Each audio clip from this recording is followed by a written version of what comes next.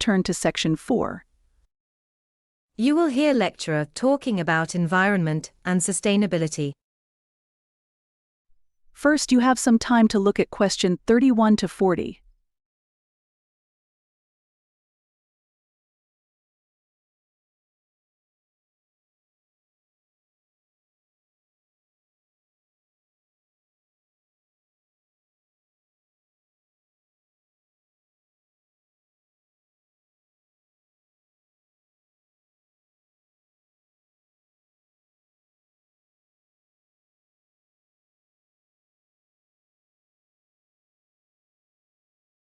Now listen carefully and answer question 31 to 40.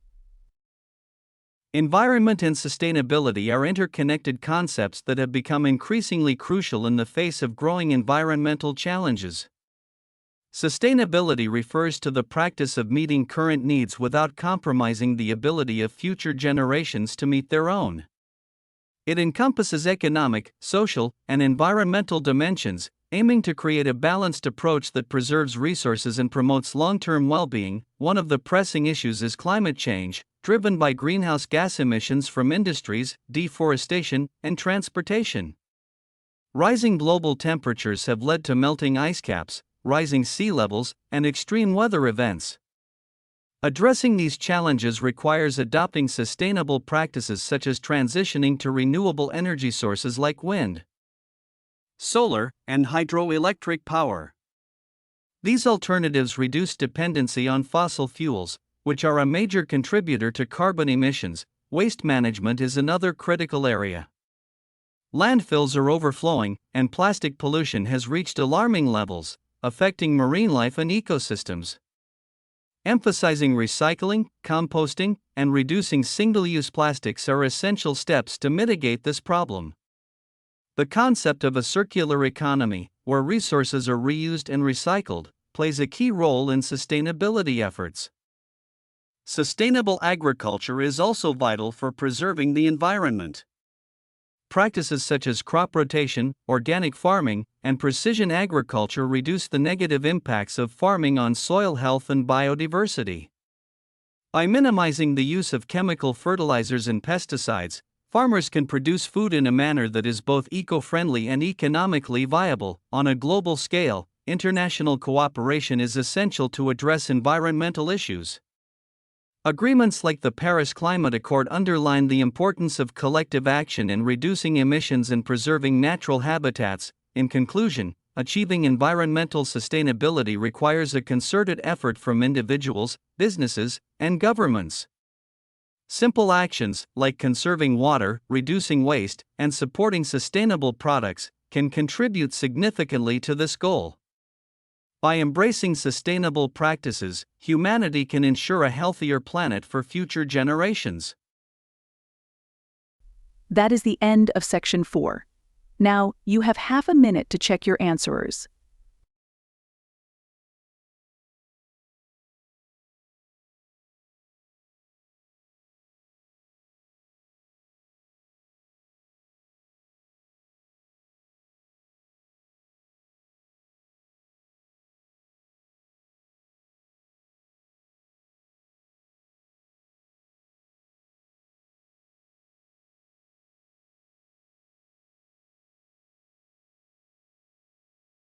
Now turn to section 4. You will hear lecturer talking about ocean cleanup technologies to combat plastic pollution.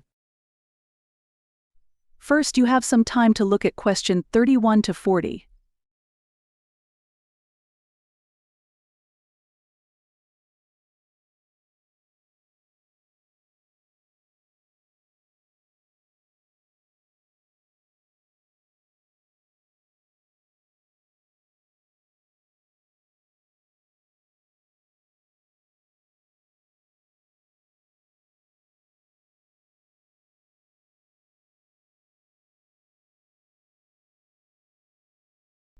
Now listen carefully and answer question 31 to 40.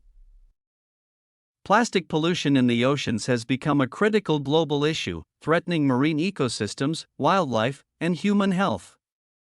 Millions of tons of plastic waste enter the oceans every year, forming vast garbage patches like the Great Pacific Garbage Patch.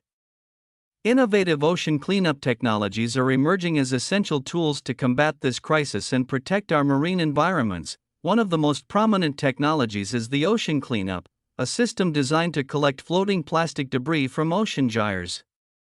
This technology employs large, U-shaped floating barriers that drift with ocean currents, trapping plastic waste while allowing marine life to pass underneath. Once the barriers are filled, vessels transport the waste to shore for recycling and disposal. Another groundbreaking solution involves interceptor systems, which target rivers as a primary source of ocean pollution.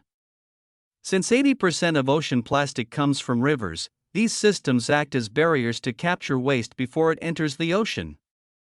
Examples include solar-powered barges and floating booms equipped with conveyor belts to extract debris efficiently. Robotics and artificial intelligence, AI, are also playing a significant role in ocean cleanup.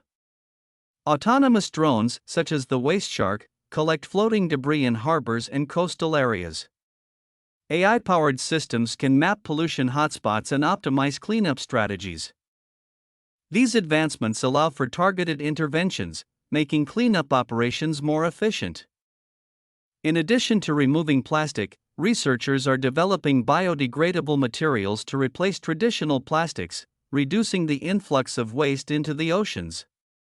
Innovations in biodegradable packaging and fishing gear aim to minimize the long-term environmental footprint of human activities. Community involvement and partnerships are vital for scaling these technologies.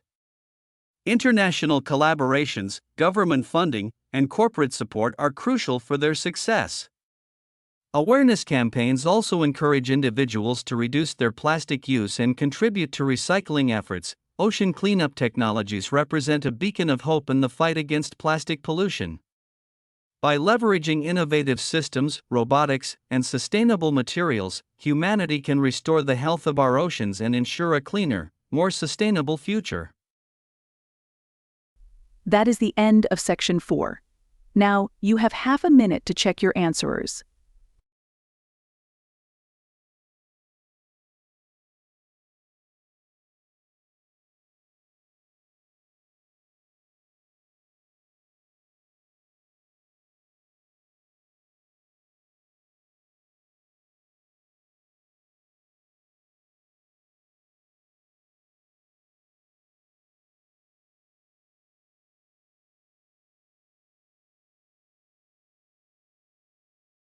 Now turn to section 4. You will hear lecturer talking about the importance of rewilding natural habitats. First, you have some time to look at question 31 to 40.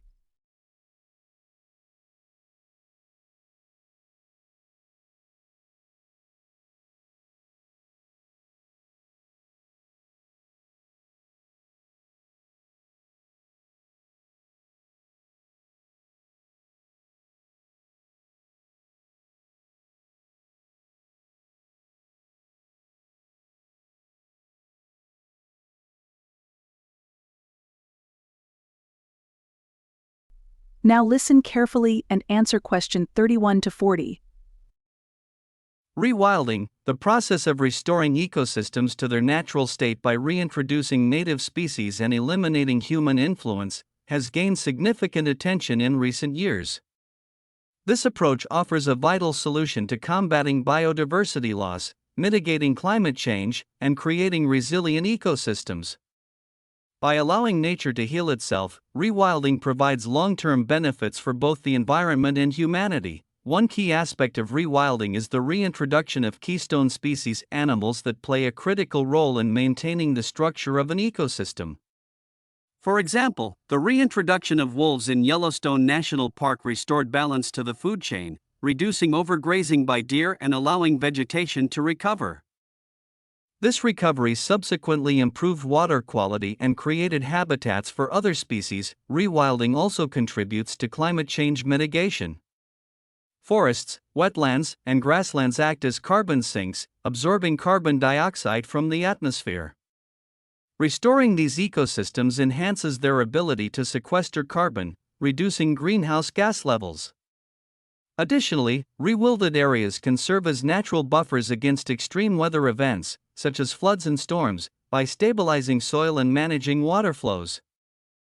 Economic benefits are another compelling reason to embrace rewilding.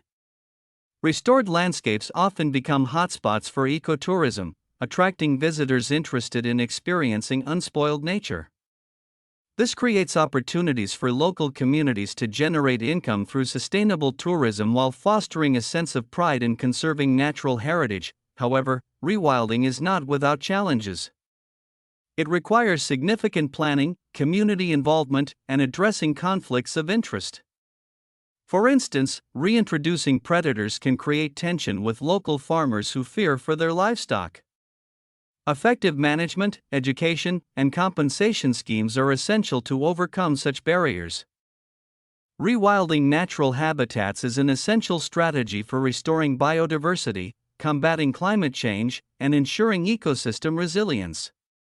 By prioritizing rewilding efforts and involving communities in the process, we can pave the way for a healthier, more balanced planet where nature thrives alongside human development. That is the end of section 4. Now, you have half a minute to check your answers.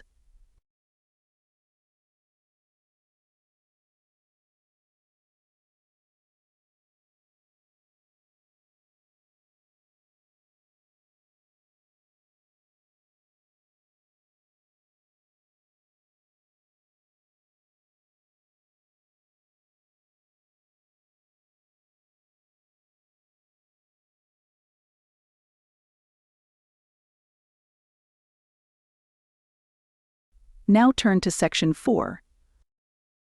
You will hear lecturer talking about carbon trading and its role in combating climate change. First, you have some time to look at question 31 to 40.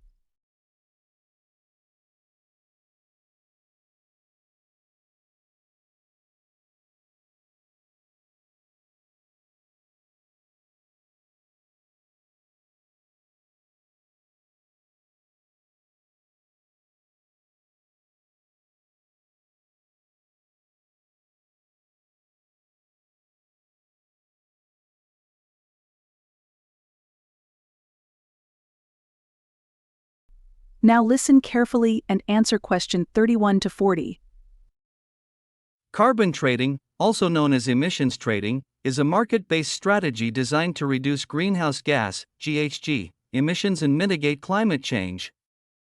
It operates on the principle of a cap-and-trade system, where a government or regulatory body sets a limit, cap, on the total amount of emissions that can be released by industries.